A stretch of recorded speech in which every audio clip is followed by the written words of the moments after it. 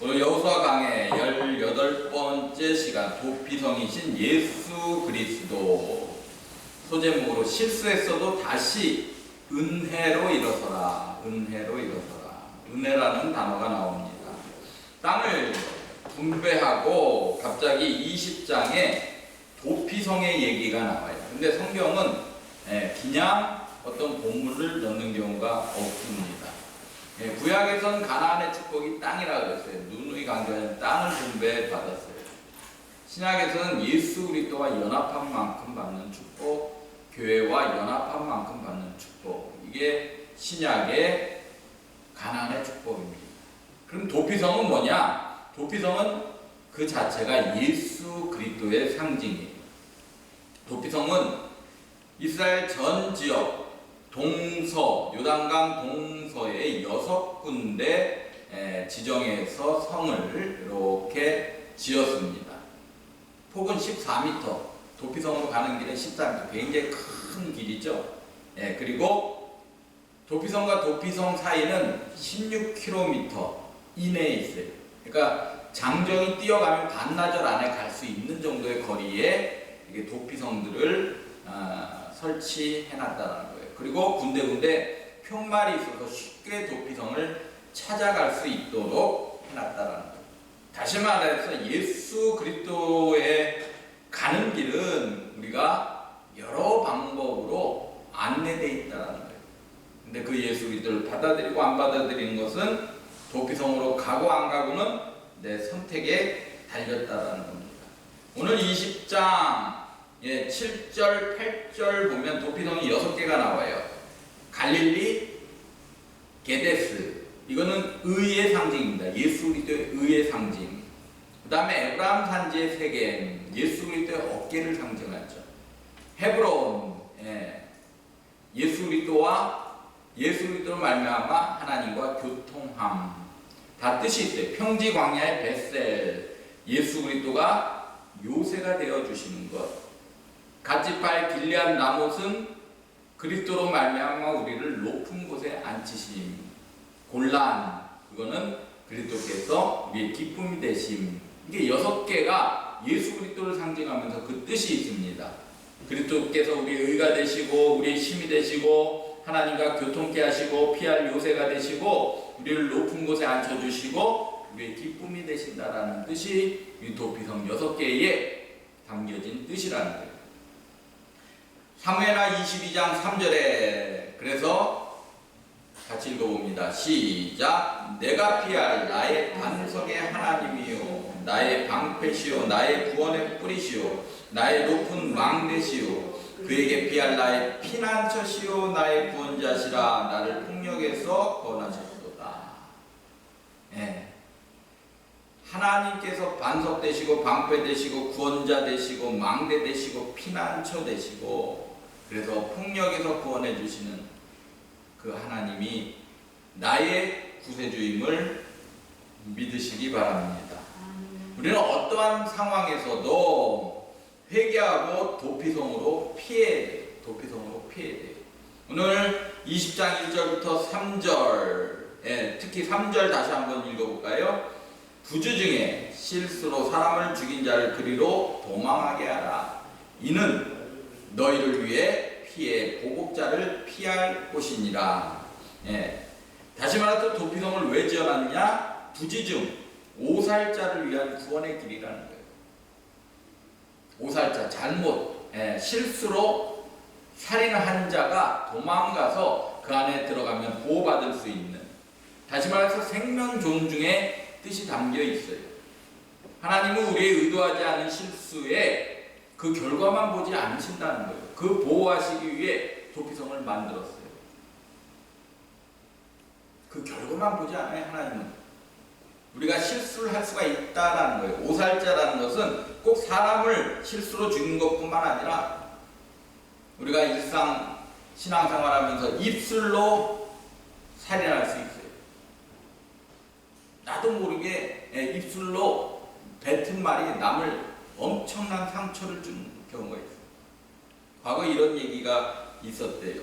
어느 신혼부부가 결혼을 하면서 처음에 신혼 때는 괜찮았는데 한 3, 4년 사니까 막 이렇게 흠이 보이는 거예요. 그래서 아내가 남편한테 쥐꼬리만한 월급 받아오면서 이 말 한마디 한 게 평생 못 잊어먹고 20년이 지났는데도 그 말이 생각이 나서 결국은 나중에 이혼을 하게 됩니다. 이게 뭐예요? 오살자. 실수로 말한 거죠. 어떻게 보면 의도적인 건 아니었어요. 실수적으로 툭 튀어나왔어요. 또 습관된 중독들, 끊지 못하는, 질질 끌려다니는, 이게 다 오살자. 끊지 못하는 옛 습관, 반복되는 분노들. 이번 부흥회를 통해서 저는 참 시간 은혜를 받았어요. 저는 그 본문 전체 설교하는 그 전체 은혜를 받는 게 아니라 딱 한 단어, 한 마디씩만 딱 잡아요. 아, 저 목사님이 생명빛교회에 무슨 얘기를 하고 있는가. 그중에 어떤 목사님은 약간 영적으로 깨어있는 분이 있어요. 기도를 엄청 많이 하는 분인데 어렵게 얘기를 하고 가더라고요. 한쪽에서는 빛이 비치는데 한쪽에는 어둠의 영이 잡고 있대요. 이유가 뭔가 하면서 얘기를 해드려야 될 것 같아서 생명빛교회는 말씀이 굉장히 강한데 기도가 약해요. 정확하게 보시죠. 정확하게. 기도가 약하니까 자꾸 어두운 영의 행동들을 하는 일들이 일어날 거예요. 우리가 이걸 조심해야 돼요. 그래서 그 목사님한테, 그 목사님이 목사님들 몇 명 이렇게 기도 모임이 있어요. 우리 교회 와서 좀 기도 좀 해라. 그래서 아마 12월에 평일날 좀 와서 한 2시간씩 기도하고 가실 거예요. 목사님들 몇 분. 왜? 어둠의 영들이 참 희한해요.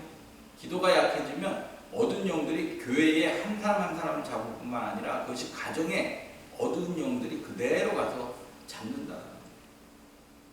또 어떤 목사님이 이 얘기를 했어요. 본인은 목회에 회의를 느낄 때가 딱 한 번 있다. 목회를 접고 싶을 때가 있다. 그건 재정의 문제도 아니고, 재정의 문제는 그때그때 하나님 넘어가게 하시고, 붕이 안 되는 것도 아니고, 딱 하나, 성도가 성장하지 않을 때, 성장하지 않을 때, 목회를 접고 싶을 정도로 힘이 들다. 여기 있는 목사도 마찬가지예요. 성도가 성장하지 않을 때, 1년이 지나고 2년이 지나도 자꾸 애국으로 돌아가려고 하고 성장하지 않으면 목회 회의를 느껴요. 내가 이 길이 아닌가.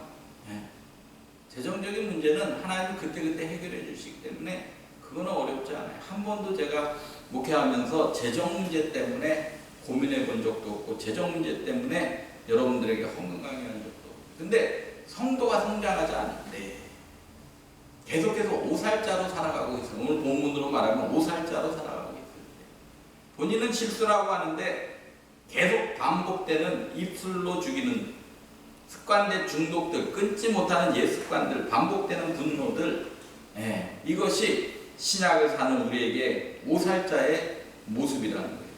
근데 중요한 것은 땅을 다 분배하고 구약의 여호수아에 하나님께서 뭘 명령하시냐? 도피성을 만들어라. 글로 피하는 자는 어떻게? 오살자라도 죽이지 않겠다는 거예요. 다시 말해서 하나님이 용서하신 것에 또 너무 자신을 학대하고 저주할 필요는 없다라는 거예요. 왜? 예수 그리스도가 이 땅에 오셔서 우리 죄를 짊어지셨기 때문에.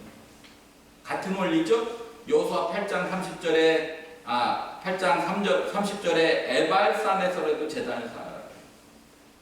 아이성 전투에 대패해요. 기도하지 않았고 교만했고 아간이 범죄했어요. 한 사람의 범죄는 하나님은 반드시 공동체의 죄로 물어가십니다. 그런데 그럼에도 불구하고 바로 8장에서 뭐라 그래요? 에발산에서라도 제단을 쌓아라. 예배 회복하면, 다시 말해서 도피성으로 들어오면, 예수께 들어오면, 에발산에 제단을 쌓으면, 예배 회복하면 다시 어떻게 하시겠다는 거예요? 그것을 용서하고 넘어가 주시겠다는 거예요. 그러니까 도피성은 에발산에 제단 쌓는 거하고 같은 영적 원리가 있다는 겁니다. 프란시스 세퍼는 도피성과 그리스도의 차이가 몇 가지가 있다.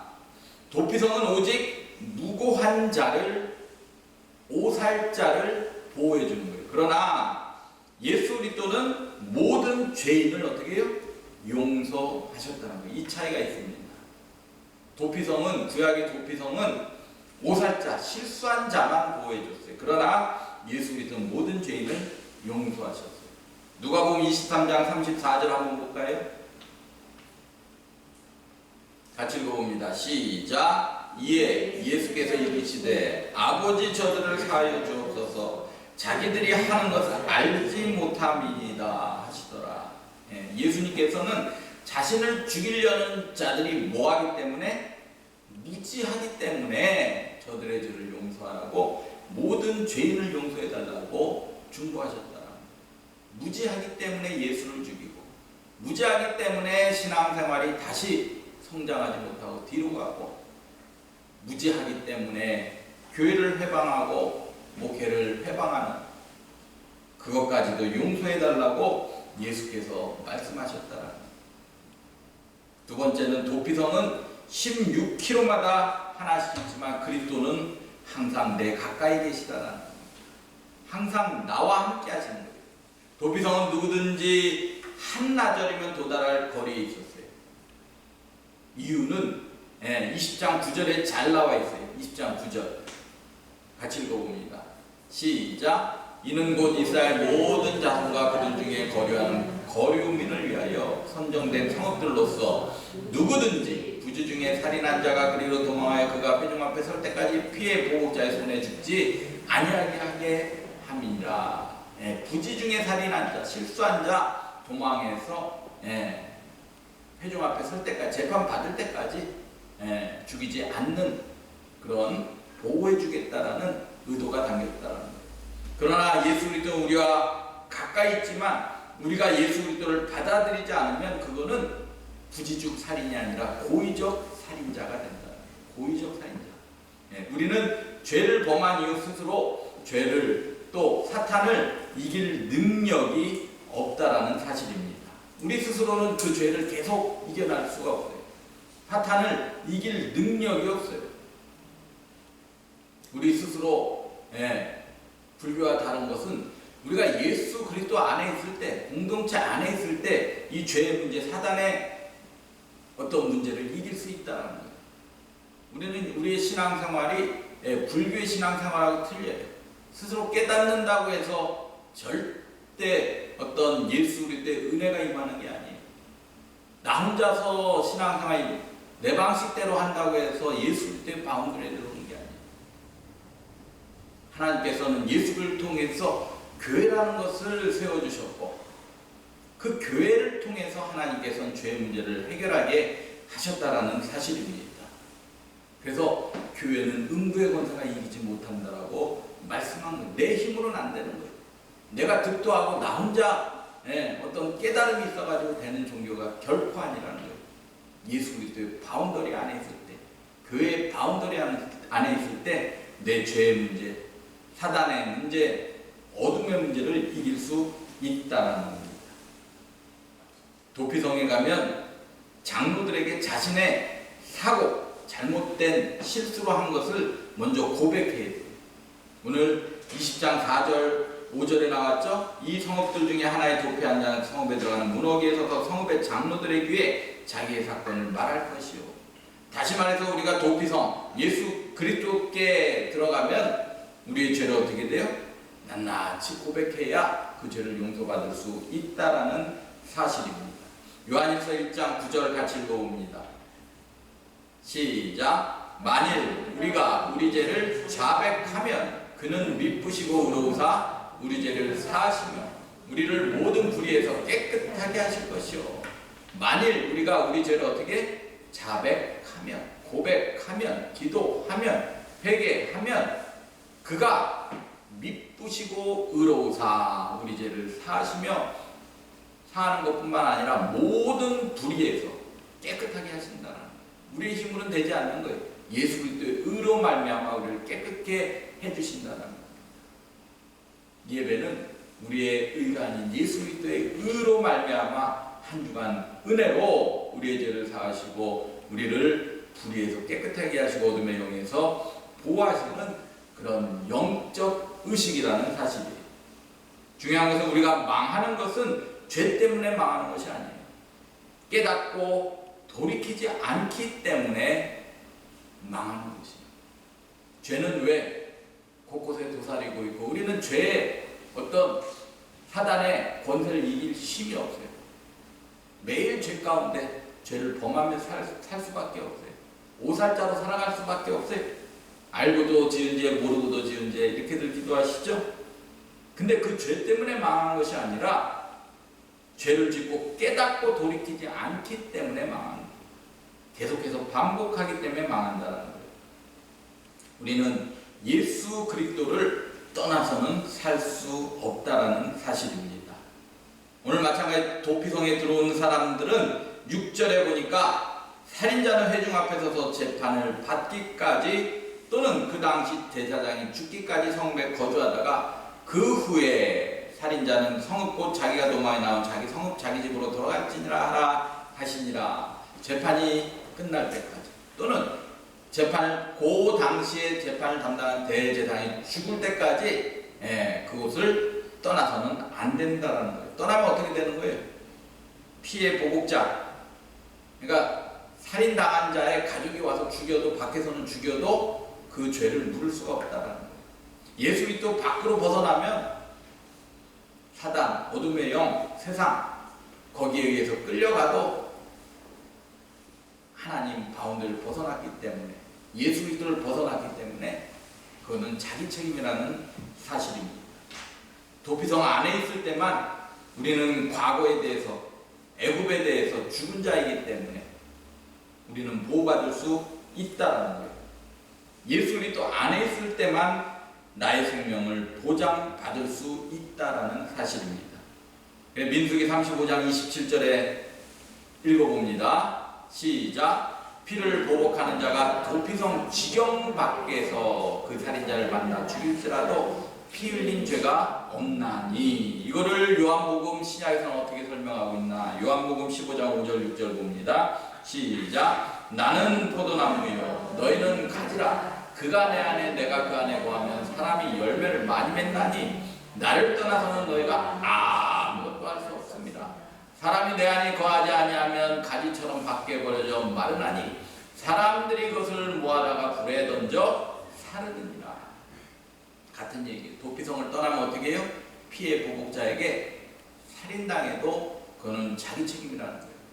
또 나는 포도나무요 너희는 가지라. 그가 내 안에 내가 그 안에 거할 때 이게 뭐예요? 이게 가나안이라는 거예요. 가나안. 예. 상호 존중의 원칙이죠. 상호 거함의 원칙. 그때 사람이 열매를 많이 맺네. 이 열매 중에 하나는 구원과도 관계되어 있어요. 나를 떠나서는 너희가 아무것도 할 수 없대. 구원조차 없다라는 거예요.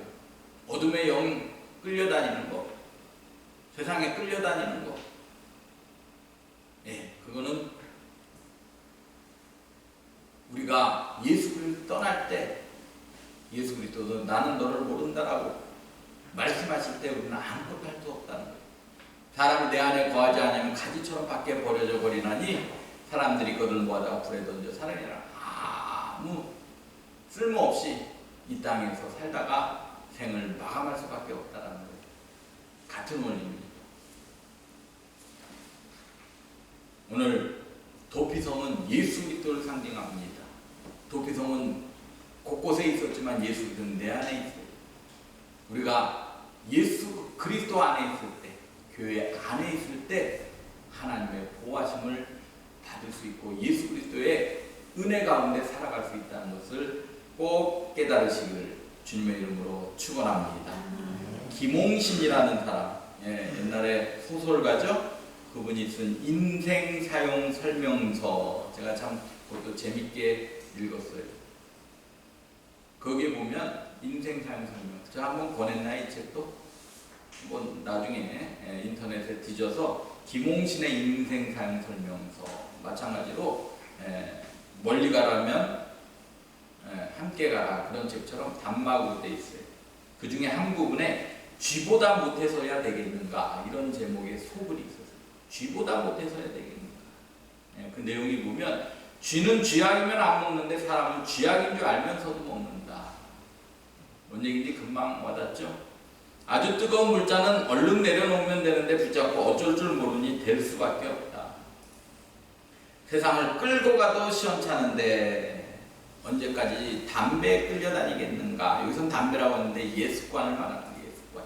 왜냐하면 김홍신 그 선생님은 30몇 년을 담배를 폈는데 하루에 4갑, 5갑씩 폈대. 어느 스승이 이런 얘기를 했을 때 그 자리에서 담배를 끊었다고 그 책에 돼 있습니다. 세상을 끌고 가도 시원찮은데 언제까지 예습관에 끌려다니겠는가. 그렇게 제가 한번 바꿔봤어요. 신앙생활 잘 해보겠다고 결단하지만 예습관, 자기 자아, 분노, 세상 일에 끌려가는 인생의 반복, 내가 밟는 그 땅을 내가 너에게 다 주겠다라는 그 말씀은 끌려가는 인생이 아닌 정복하고 다스리는 인생을 주겠다는 약속입니다. 영적 전쟁은 요사 1장 처음 시작할 때 축사하고 귀신 쫓는 게 영적 전쟁이 아니라 내 마음, 생각, 언어, 행동을 다스리는 것이. 내가 빼앗아야 할 땅은 얼마나 남았는가. 쫓아내지 못한 적들, 내 안의 적들은 무엇인가. 나는 또 무슨 변명으로 그 땅 정복하기를 지체하는가. 이제 금년 한 해 얼마 남지 않았어요.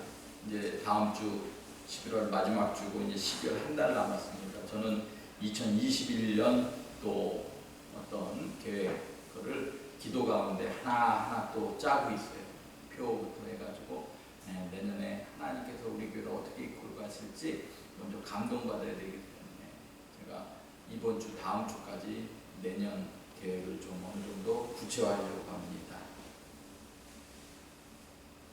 이번 여호수아를 통해서 내가 정복해야 될 땅, 쫓아내지 못한 적들 지체하지 않으시고 마무리하시고 끌려가는 인생이 아니라 세상을 변화시키는 영향력을 가진 인생 되시기를 주님의 이름으로 축원합니다.